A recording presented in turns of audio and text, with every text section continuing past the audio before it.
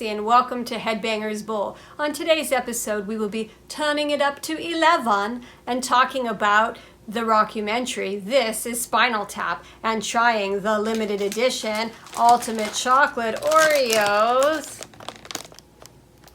And we will be comparing them to the dark chocolate Oreos.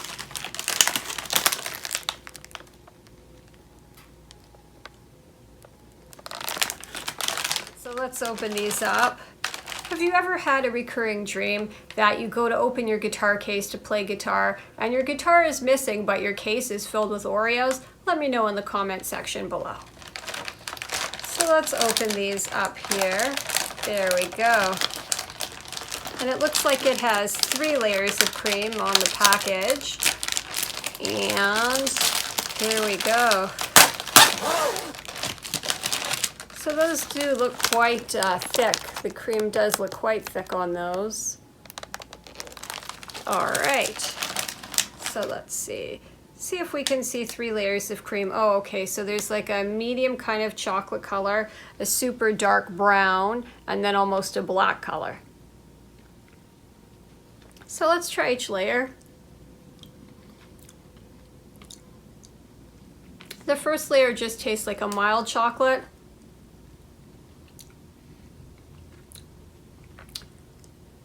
They all kind of taste the same. I wonder if this is a regular Oreo top or if it's a little bit darker.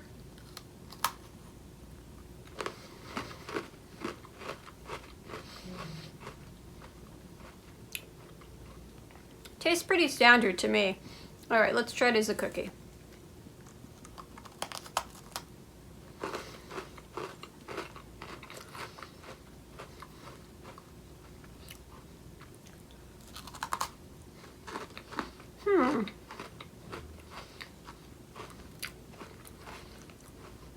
The cream just sort of melds together and just tastes like chocolate in general. You're not really tasting 3 distinct layers of chocolate.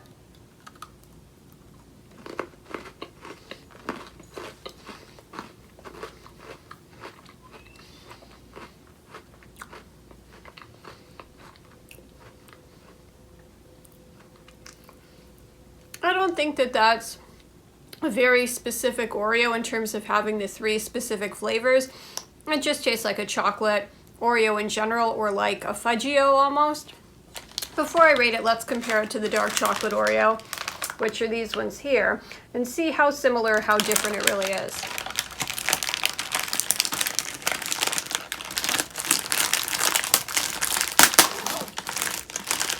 So these only have 1 layer of cream. They're much less stuffed inside. All right. Let's taste the top first.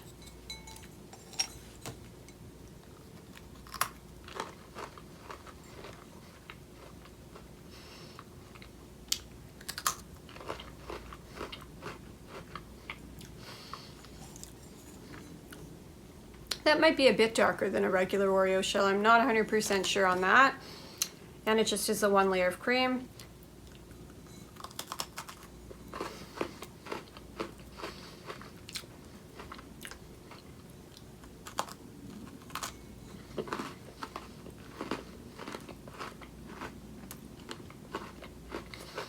Similar.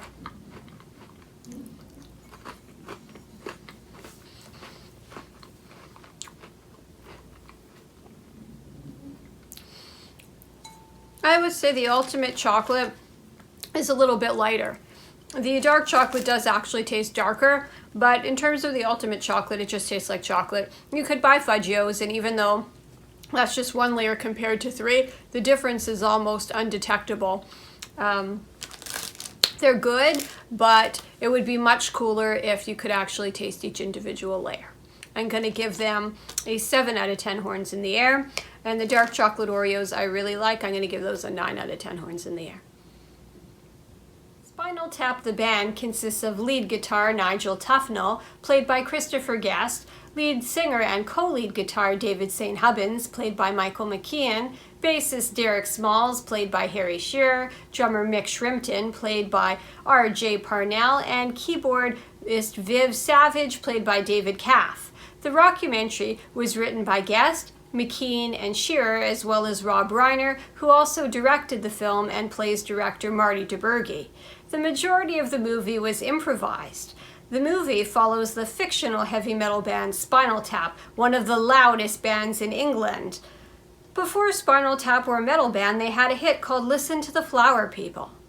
37 people have been in the band. Unfortunately, some drummers have died, including Peter James Bond of Spontaneous Combustion, John Stumpy Peppes in a bizarre gardening accident, and Eric Stumpy Joe Childs, who choked on someone else's vomit. Many retailers refused to carry the album Smell the Glove because of the sexist cover art. Several of the band's shows are canceled because of poor ticket sales. Spinal Tap's elaborate stage show is ruined when a Stonehenge 18-foot prop is completed as an 18-inch prop. Their manager Ian Faith quits when St. Hubbins' girlfriend Janine suggests she co-manage the group. Some other cast members include Patrick Macnee as Sir Dennis Eaton Hogg, Fran Drescher as Bobby Fleckman, Angelica Houston as the prop builder, Paul Schaefer as Artie Fufkin, Dana Carvey as a waiter, Bruno Kirby as a chauffeur, and Billy Crystal as a mime.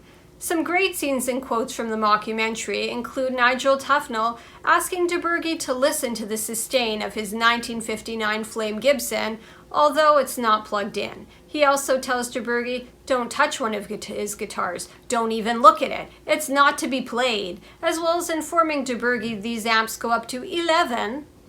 St. Hubbins' girlfriend Janine says, you don't do heavy metal in doubly.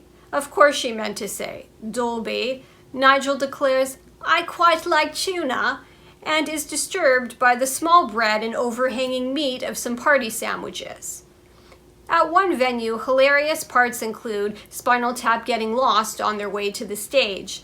When the bassist goes through customs, the metal detector keeps beeping. He eventually has to surrender his foil-wrapped cucumber that has been residing in his pants. Derek Smalls is also trapped in his onstage pod that will not open until after the song is over. Nigel solos by rubbing a violin against his guitar. While playing at an Air Force base, their amplifiers are full of static and radio transmissions. Some songs include Hellhole, Stonehenge, Big Bottom, Heavy Duty, Sex Farm, Gimme Some Money, Tonight I'm Gonna Rock You Tonight. Nigel quits after the Army base incident, but rejoins the band when Sex Farm is number 5 on the charts in Japan and they are offered a tour. At the end of the film, Nigel is asked what would he do if he wasn't a rock star, and he says, I might like to work in a chapeau shop. What size hat are you, sir? I think we have that. This is the movie for you if you like parodies, heavy metal, and comedy. Thank you so much for watching. Please like and subscribe because we're trying to build a cool community. And stay metal!